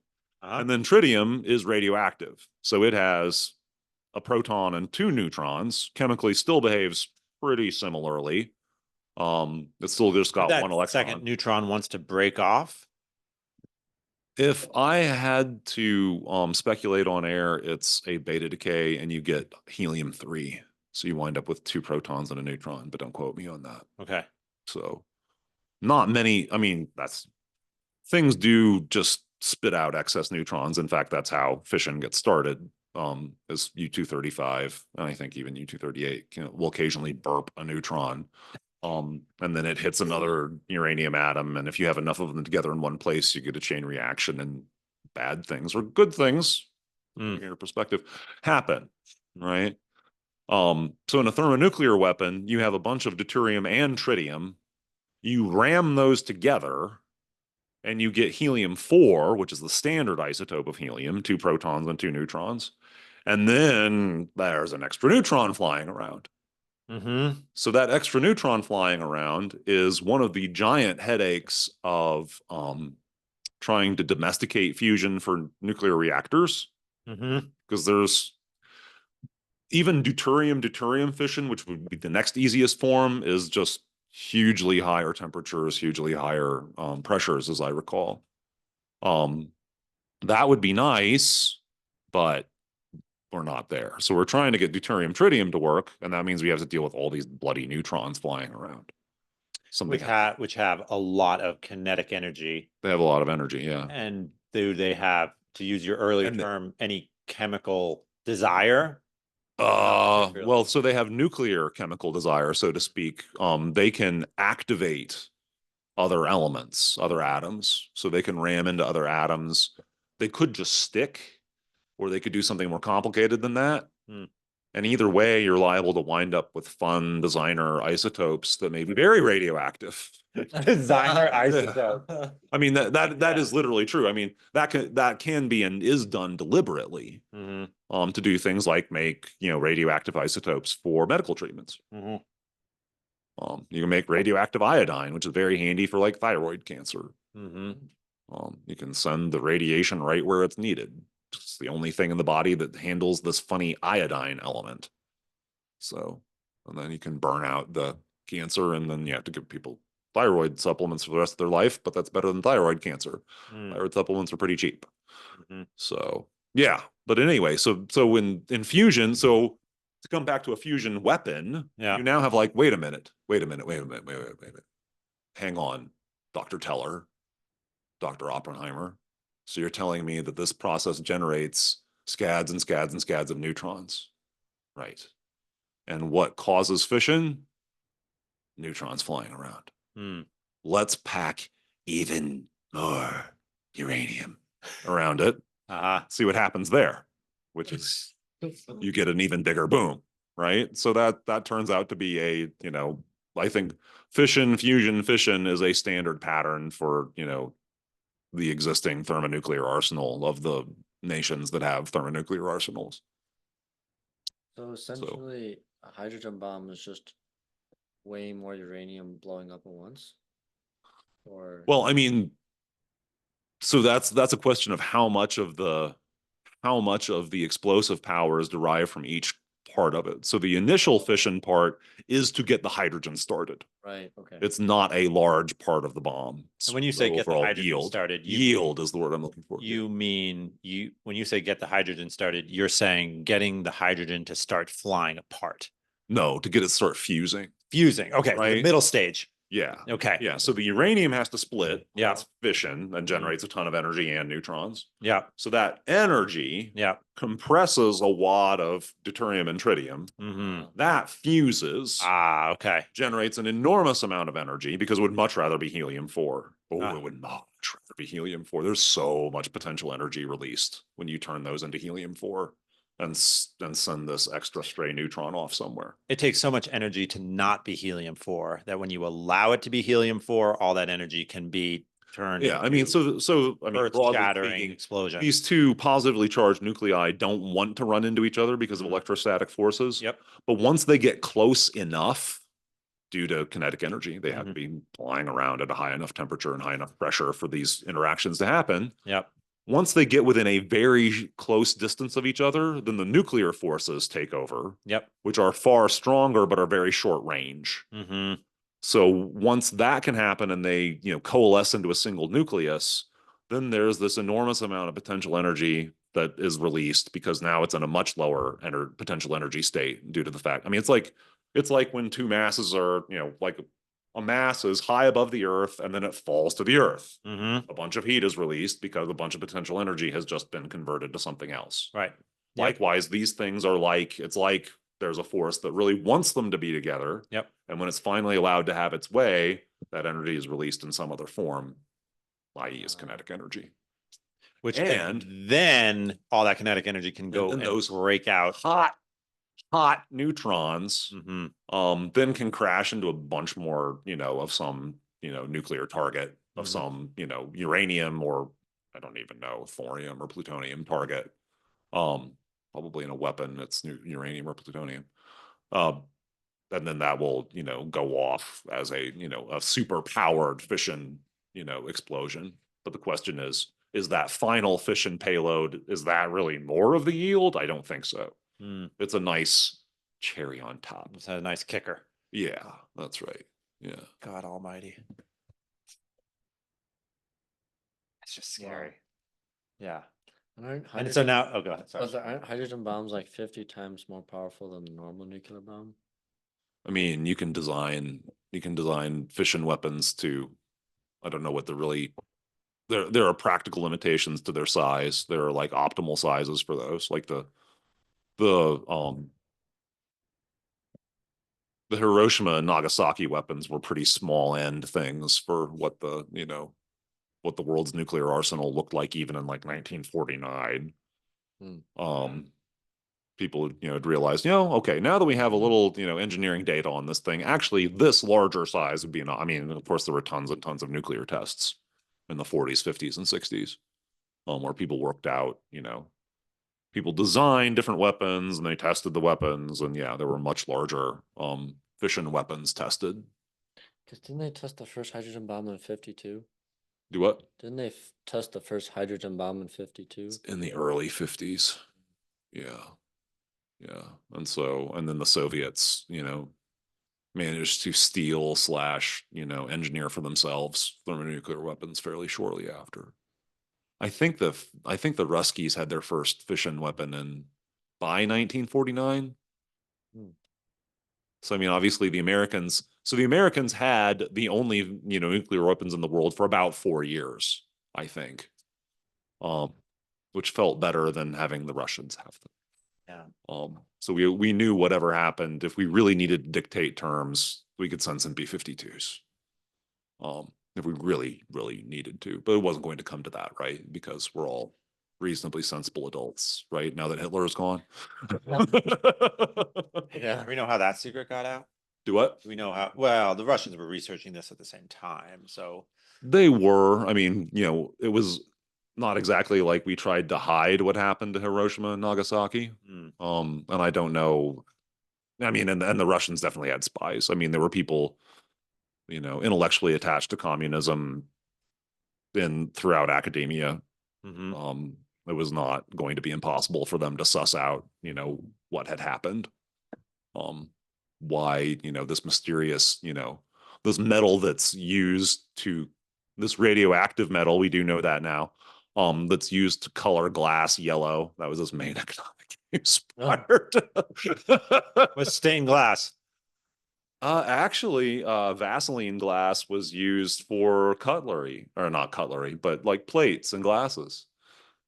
Because it was Oh. such a pretty color of yellow. It's not very radioactive. Well, this dinner will give me more of a kick. Right. Something else will probably. I would not like to drink my orange juice out of it. Nothing that corrosive, but something mild mannered like, water is probably mostly fine. Mostly fine, right? given all the other threats to It human doesn't- life. Yeah, in the 1920s and 30s, you bet. Mhm. You could be one of those poor radium girls, licking the end of her Paintbrush in order to, yeah, in order to paint boy. radium Hurts. paint onto the hand of a watch. It hurts Get too it. much to laugh. Yeah. Yeah, that's right. Yeah, such is life. Gosh. Anyway, wow, we managed to wander to nuclear weapons. I don't even remember where Well, yeah, we haven't even talked about Fallout, So, well, no, right. so we were talking about adolescent nations who now have, Yeah, that's right. who have their hands on the, Yeah, what is the current inventory? I think South Africa had nukes for a short time, but I think they were talked out of them. Looked it up. Oh, let me try it again. You were right. There's about 12,000 in the world. Well, and of course, the UK and France do. Of course, they do. There's a list here. So Russia is 5580, US is 5044, China is 500, France is 290, UK is 225, India is 172, Pakistan is 170, Israel is 90, North Korea is 50. Who's the last one? North Korea. Oh, that's right, North 50. Korea. Yeah. Right, and I bet you and we anything. don't want Iran on that list. I bet you anything Israel has a lot more and they're not saying anything. Well, But especially who does? Israel has a lot more than Oh, 90 and they're just Israel. not saying anything. Yeah, I mean that's the way Israel plays it. Yeah. Yep.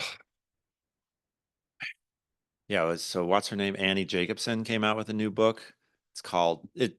I'm gonna butcher the title, but it's something like 72 hours or something like that. And it's basically her imagining what a 72-hour nuclear exchange might play out as. So it sounds super interesting. I sort of want to read it. I sort of don't because I just want to be able to sleep that night, and I That's know I right. won't be able to. Yeah. That would be when do I believe I'll be psychologically stable enough to read that and cover the consequences? Yeah. Right. Do you think there's a possibility? I know this is super wild of an idea, but like a nuclear bomb vacuum cleaner, like if someone set one off, could someone else just put like a cap on, like say nope, and just kind of stop it,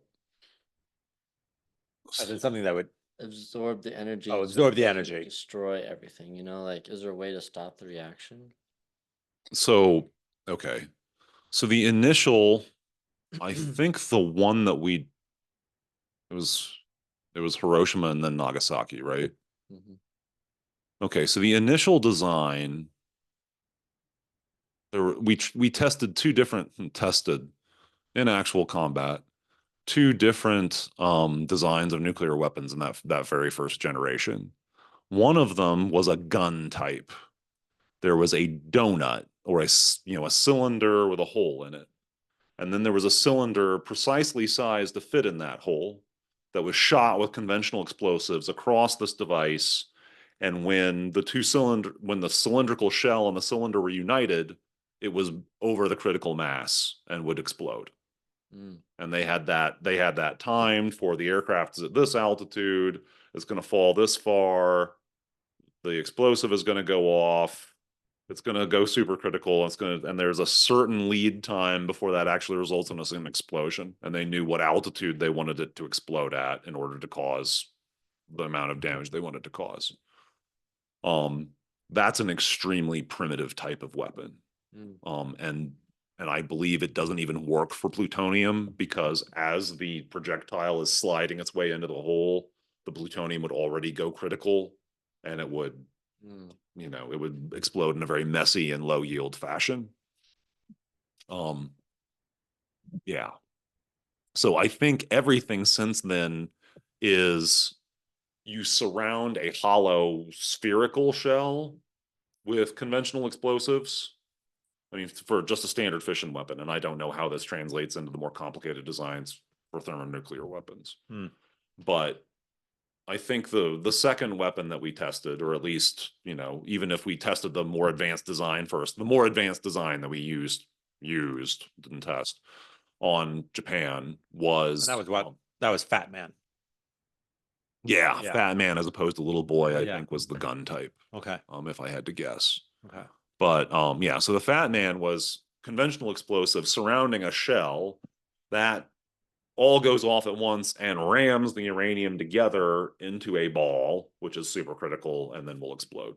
And I think all plutonium weapons have always, I think every nuclear weapon since has been, a crush type, something like that, more like that, with I know not what, more technical design elements added onto it. But yeah, I was just curious if there's because I heard that there's I just heard this on a podcast. I don't know if it's true, but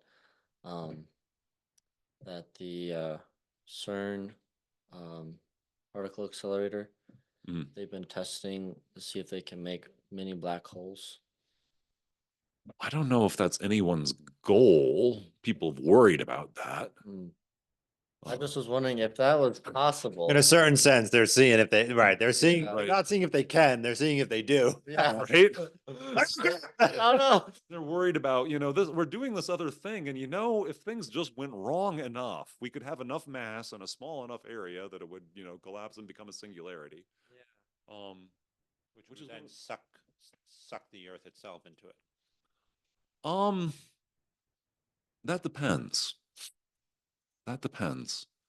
It's since we don't have any microscopic black holes to experiment with, and black holes are not that cut and dried, we have a lot of to observe. They're difficult to observe. We've imaged, so we've imaged a couple of, that's, the broken down for public consumption thing to say is that we've imaged black holes at the centers of our own galaxy and a nearby galaxy.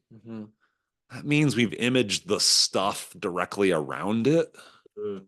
Because y'all remember why it's called a black hole is that light can't escape. Which means you can't get a signal from it. Yeah, there's no magnetic radiation escaping from the hole itself. What you see is the halo of stuff that's spiraling in toward it and getting really hot because it's losing a lot of gravitational potential energy. And that's radiating that into space. And it gets so hot that, its characteristic frequency goes out into like the X-ray, if not gamma ray region, just from being hot. Right. So we talk about things being red hot, white hot, blue hot, right? So hot stars, hot regular individual stars, their peak radiation emission is in the blue region. There are some that are so bright, they're so hot, it's in the ultraviolet. That's pretty extreme. Hmm. But this is like, so hot that it's gone all the way through the ultraviolet out into the X-ray or gamma ray range, which is off the chain. Yeah. So those things are very, very energetic and they're very bright and you can see them. But you can't see the black hole itself. Right? So we have an idea is like, okay, I mean, when you're at the level of, here's my Schwarzschild radius for the black hole, inside which God alone knows what's actually happening. Hmm. But outside it is just, okay, there's just a lot of mass inside this sphere. Spiraling into it. And Newton's, inverse square law for gravitation applies and it does what we think it does. Mhm. It's like, it's the saying, black holes have no hair. They have mass, spin, and charge, I think. That's it. Everything else that's interesting has been destroyed. Maybe. Maybe. Maybe. That's one plausible story from the early days of speculating about black holes. As far as I know, it could still be true. But yeah, outside that, it interacts with its environment as any other massive object does. Mm-hmm. So as in tends to pull stuff towards it. Yeah, that's really good at. Mm-hmm. Unlike electromagnetism, there is no negative charge. Mm-hmm. Unlike, I don't even know. I need my friend the physicist to explain to me how the weak force works. The strong force, I mean, it would be an oversimplification to say it has three charges. Mm-hmm. There are three colors, which is completely, just a word to describe the indescribable. So we have to put three labels on it. There are three different things. Mm. So we're going to call them red, green, and blue. Right. But we Yeah. could have as Right. I mean, just legitimately called them fish, yeah. David, and Saul. Yeah. I mean, we probably would have tried to pull three things from the same conceptual category. That was pretty much all we needed to do. Yeah. So I mean, it's just like, I mean, really, what's positive about positive charge? What's negative about negative charge? It was an arbitrary choice that, Benjamin Franklin or somebody made. Mm. So it's nice to be there first. Yeah. it is. It kind of is. Yeah. In a way. Yeah. It's good to be the king. Be the king. Wow. Huh. Going back to nuclear weapons for a minute. I mean, what's your, if you're a betting man, where do you lay odds of a nuclear exchange happening somewhere in the globe in the next decade? Jiminy Christmas. We can go off air if we need to. Yeah. Jeez. I mean, it's tempting to say Israel and Iran. Or India and Pakistan. India. I don't think I think the Chinese are too cold and calculating. I mean, you read off the numbers. And of course, I mean, you were saying Israel's probably hiding. I mean, I suspect China has more than they allow to be publicly known. Mm-hmm. That would just be my hunch. We still have this Cold War like crude approximate parity between Russia and the United States. Mm-hmm. That has somehow stumbled along for 3 decades now. And what the United States would do or what Russia would do with 5,000 nuclear weapons. What's there left to shoot at after a certain point? Do what? What's there left to shoot at? Yeah. At a certain point. Yeah, exactly. Well, we haven't hit this atoll in the Pacific Ocean since, a nuclear test in the 50s. Well, we may as well, as long as the world's ending, we may as well shoot them all. Pop them Right? off, baby. Right? Smoke them if you got them, boys.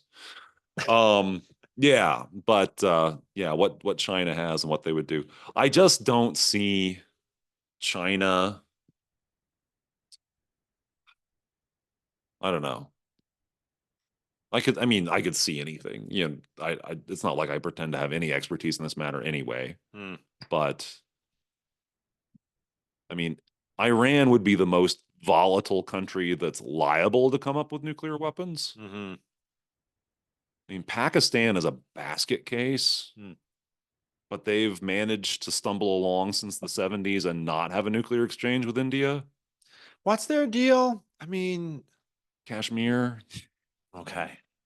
The only exposure I've gotten to that conflict is watching that video that came out, I think about 5 years ago. Someone filmed the closing of the border gate Okay. between the Pakistanis and the um India. and India. I mean, and it's the most elaborate pageantry event Okay. that you can imagine Sure. between these very, very serious looking soldiers who are, of course, dressed in the most extremely elaborate military uniforms Okay. and doing this elaborate march and dance around each other. And these crowds of people show up to watch. Like Right. everyone's checking it out. Right. Yeah. Wow. It's, Okay. it's really quite something. Yeah. So it almost seems a touch comical. And then you're like, oh, wait, these are two nuclear armed nations that hate each other. Like, gosh, Yeah. crap.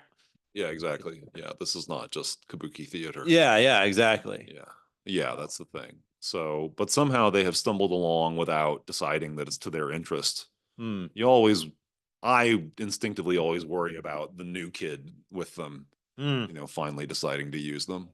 The new So- kid. Okay. Which, in this case would be Iran, which is of course run by the awful people. Mhm.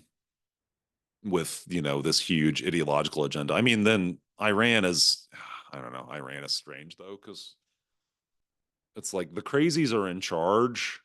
There are so many ordinary Joes who really kind of like, the Shah wasn't that bad and westernization was really not that bad. Hmm. And why are we stuck here underneath these, psychos? Yeah. Hmm. And how the leadership of Iran does this dance between the extreme elements and, dealing with a population that's somewhat ambivalent or largely ambivalent about the whole, Shiite jihad, idea. Hmm. I don't know, but yeah, I'd worry about that. And then Israel would strike back.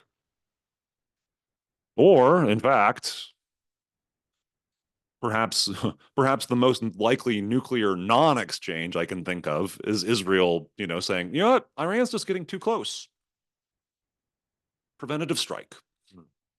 And if jets with conventional weapons can't get it done, we are going to send a nuke because this cannot happen. Hmm. I could see that. Well, did you hear Israel rolled out their directed energy weapons? Do what? Did you hear Israel rolled out their directed energy weapons already? They did what with their directed energy weapons? They started using them in this current war. Oh, So I don't know if you've heard of them, but they're essentially, it was started as a communications device. And they found Yeah. it really powerful. It's essentially just a really advanced laser. yeah. And Yeah. so they said, What frequency range does it work in? I'm not sure, Okay. but they said they started using it against Palestine or the Hamas Okay. recently, years Against ahead of their- schedule. Okay then. Drone type Uh, weapons that Hamas might have, or It's they're not using quite Hiroshima and Nagasaki, but yeah, that is another line in military technology that's been crossed. well, yeah, I looked it up on Raytheon. Is developing them for small vehicles, so they have Okay. like laser beams you put on Humvees and stuff. Okay. Like Well, you've attach given me to something to helicopter. research, not tonight, but Yeah. Well, there's I could shoot you a link. There's a guy from Antarctica who was down there during I think early 2000s, okay.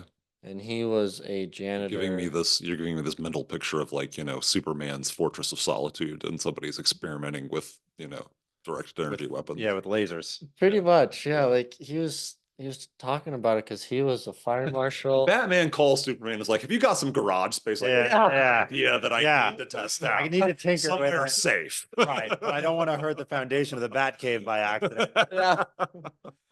Yeah. Okay, sorry about So that. no, he was a plumber and a fire marshal down there. So he essentially got a key to everything because he was Right. protecting all the stuff. right? And he said that there's this field down there of these little, they call them DOMs, but they're little like basketball balls underneath the surface.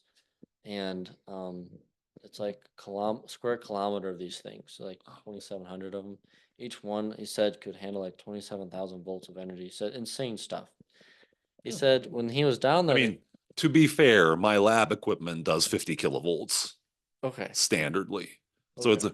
the voltage is like pressure, Mm, right? So if you've got a very small amount of material under a lot of pressure, you still have only got a very small amount of energy involved. okay. It's the question is, if you then add current, right? You know, the high school physics equation is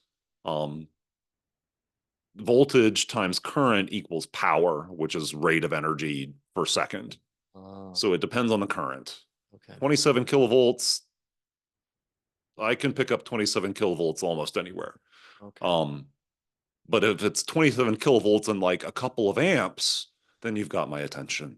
Mm, You definitely have my attention, as opposed to like a microamp or something right. like what I'm dealing with in a X-ray diffractometer. Uh-huh.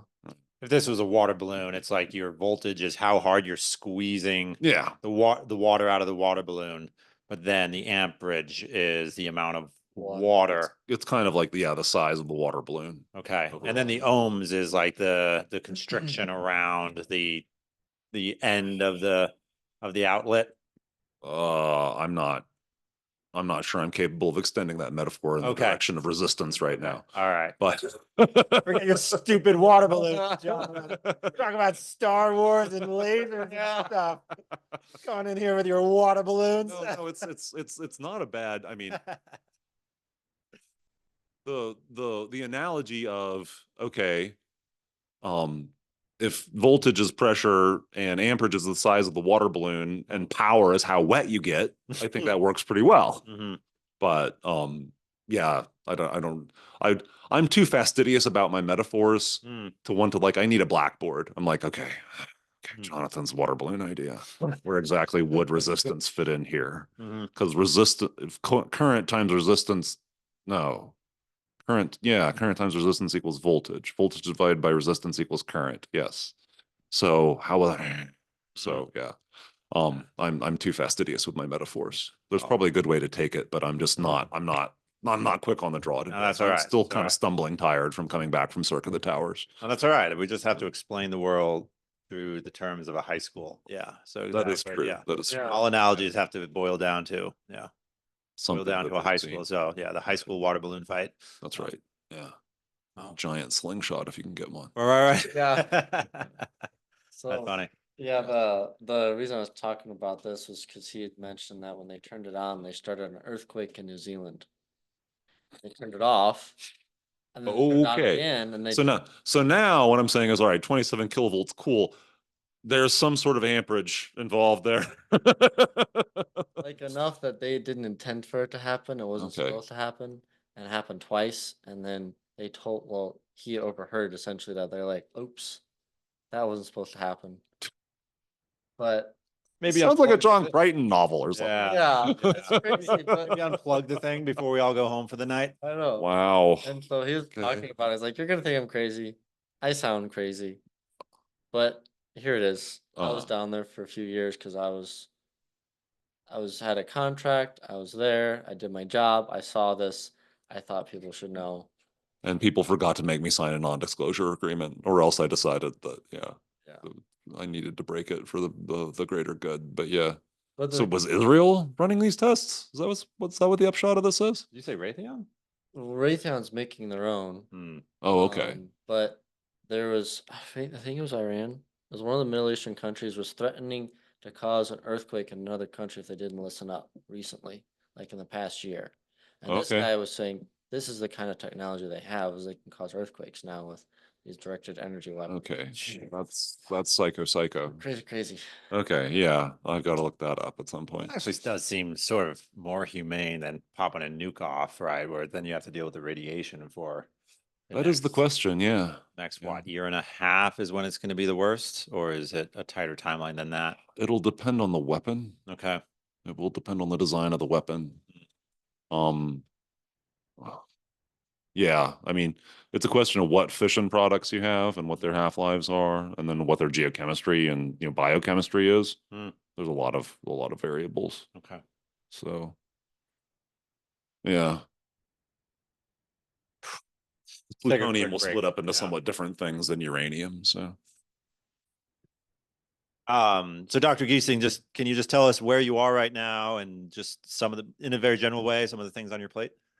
oh, I mean, so I have left WCC. I have moved my stuff back to my dad's house. There's actually my dad is trying to sell the house and the tool shed that my grandfather used to live in and work in. Just kind of emotional. Yep.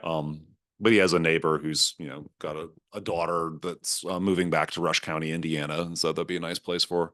So there's some cleaning up there that I probably want to contribute to. Okay. But as far as what professionally I'm going to do, I'm trying to I have some leads on things I could do in a technical direction. Okay. So a startup outside Chicago working on something related to diamonds, and I actually cannot say more than that.